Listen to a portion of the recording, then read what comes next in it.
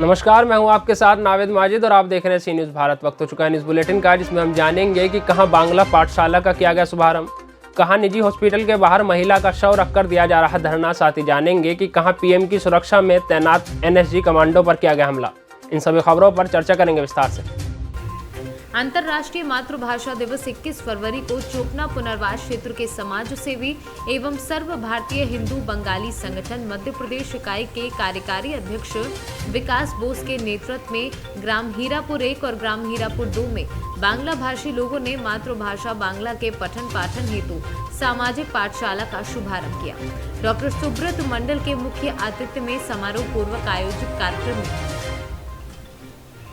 ग्रामीणों ने बढ़ चढ़ कर हिस्सा लिया। वहीं ग्रामीणों ने अपनी मातृभाषा और बांग्ला संस्कृति को संजोए रखने के लिए चिंतित दिखे।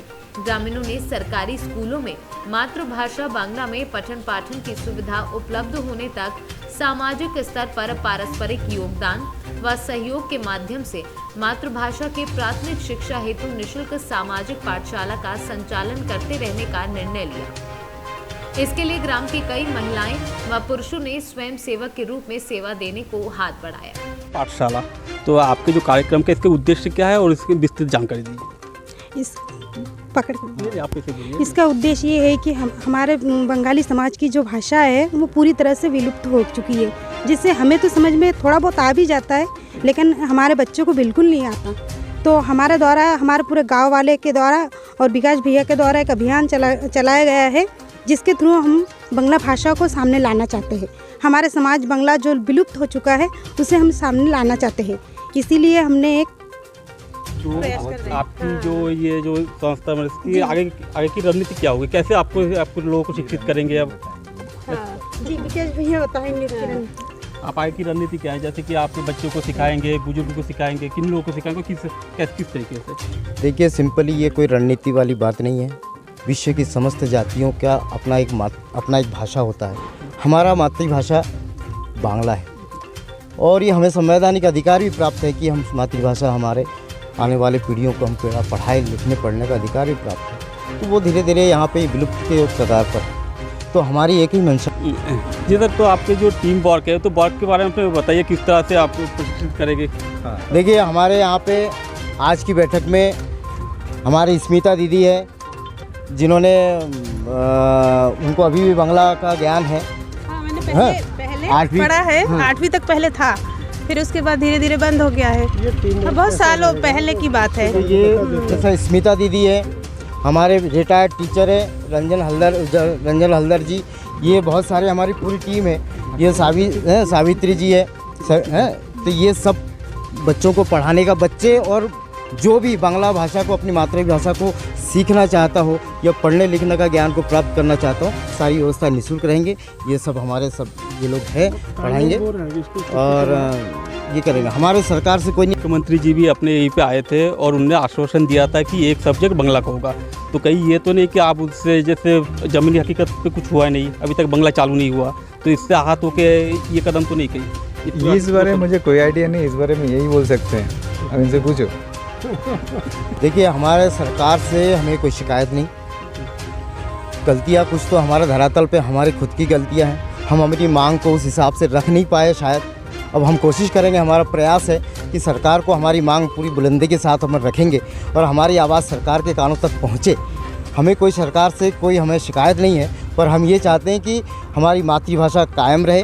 हमारे यहाँ पे बांग्ला भाषी जितने भी परिवार के बच्चे हैं, उनको मातृभाषा को सीखने पढ़ने लिखने का मौका मिले। तो फिर आप लोगों की लड़ाई की बैतूल से सीनू संवाददाता नित्यानंद राय की रिपोर्ट। बुलंदशहर में निजी हॉस्पिटल के बाहर महिला का शव रखकर धरना दिया जा रहा है। हॉस्पिटल प्रबंधन पर लापरवाही का आरोप लगा परिजन हंगामा कर रहे हैं। 21 जनवरी को प्रसव पीड़ा होने पर निजी अस्पताल लाई गई थी गर्भवती महिला। नॉर्मल डिलीवरी के बाद बिगड़ गई थी महिला की हालत। परिजनों का आरोप, प्रबंधन ने मरीज को देर से रेफर किया। ग्रेटर नोएडा के अस्पताल में उपचार के दौरान कल हुई महिला की मौत। मृतक प्रीति के शव को निजी अस्पताल लेकर पहुंचे परिजन। क्या नाम है आपका? कहाँ की रहने वाली हैं आप? क्या मामला होगा? यहाँ बैठी हुई हैं आप, डेड बॉडी रखी हुई है। यहाँ बैठी हुई है, यहाँ मेरी लड़की का लड़का पैदा हुआ, ब्लड बंद नहीं हुआ। अच्छा, नहीं तो हुआ मेरी लड़की को पैदा। अच्छा, यहीं से ले गए उन्होंने, डॉक्टर ने लगाई नहीं, उन्होंने कही तो इनका ब्लड बंदा कोई किसी ने नहीं किया, डॉक्टर ने लेकर पड़ी बाद में गई मेरी तो लेके गए मेरी। बुलंदशहर से सीनू संवाददाता नितिन सिंह की रिपोर्ट। देश की सर्वोच्च सुरक्षा के जवान पर 2 बार हमला। जमीनी विवाद को लेकर 2 दिन में 2 बार किया गया हमला। अहमदाबाद में पीएम की सुरक्षा में तैनात एनएसजी कमांडो पर हमला किया गया है। कमांडो एसएसपी से जान बचाने गुहार लगाने पहुंचा। जवान ने बकेवर पुलिस पर लगाए आरोपियों से मिली भगत के आरोप। एसओ बकेवर ने हमले की घटना को झूठा बताया है। मुझे मारा, मेरी चेन ले गई, मेरा मोबाइल ले गई, मेरा रेबन का चश्मा ले गए। उसके बाद जब मैं एफआईआर कराने जाता हूँ तो आज सुबह मैं जैसे थाने के लिए निकलता हूँ मेरी इस कदर फील्डिंग लगती है, अगर ये हमारे पड़ोस के गांव के साथी नहीं होते तो मैं आज मैं यहाँ घर पे शहीद हो जाता हूँ। पुलिस के पास आप गए? सर पुलिस के पास मैं कल गया था, लेकिन आज मैं थाना बकेवर नहीं पहुँच सकता था। तो पुलिस से आपको क्या आश्वासन? मुझे सर बकेवर पुलिस से बिल्कुल आश्वासन नहीं है, क्योंकि जो अच्छे सन ऑफ संतोष सिंह है उसके खिलाफ इतने मुकदमे हैं, उसका कुछ नहीं हो सकता। वो खनन माफिया एरिया का सबसे बड़ा, उस पर ऊपर रेप से लेके बैंकिंग में घोटाले तक के सारे मामले दर्ज हैं। आप किस गांव से? मैं सर उसी गांव से हूँ सर। क्या नाम है गांव? गांव का फतेहपुरा। आज आपने गिरफ्तारी को ज्ञापन दिया? मैं सर आज कप्तान साहब से मिलने आया हूँ और मुझे उम्मीद है कि कप्तान साहब से पहले नहीं मिलूँगा, क्योंकि मैं बकेवर थाने में अगर जाऊँगा मेरे साथ इंसाफ नहीं होगा। तो कप्तान साहब का मोबाइल नंबर है, आपने संपर्क करने की कोशिश की? अभी कप्तान साहब मीटिंग में हैं, ठीक है। उसके बाद मुझे बताया गया कप्तान साहब आपसे मिलेंगे और देखो उनका इंतजार कर रहे हैं फिर क्या होता है। आप बता रहे थे और किस के साथ मारपीट हुई? मेरे भाई के साथ हुई है, मेरे भतीजे के साथ हुई है और 2016 में मेरी माँ के साथ भी हुई थी, जिनकी उम्र 60 साल है। मेरी माँ अभी रेजेंसी हॉस्पिटल में 10 दिन एडमिट रही हैं, जिनको हर्पीस नाम की बीमारी हुई। आज भी वो चारपाई पे लेटी हुई है, बीपी के पेशेंट है। अगर मैं उनको ये बता दूँ ये लड़ाई 30 जनवरी 22 को थाना बकेवर में अपने विपक्षी अजय प्रताप सिंह और अन्य पर मारपीट करते हुए अपना सोने की चेन आज छीनने का आरोप लगाते हुए मुकदमा अपराध संख्या 74/22 धारा 394 504 आईपीसी पंजीकृत करा है। इसके बाद 21/2/22 को दोनों पक्षों के बीच पुनः विवाद हुआ। कल 21 तारीख को इस सूचना पर क्षेत्राधिकारी भर्तना को भेजा गया।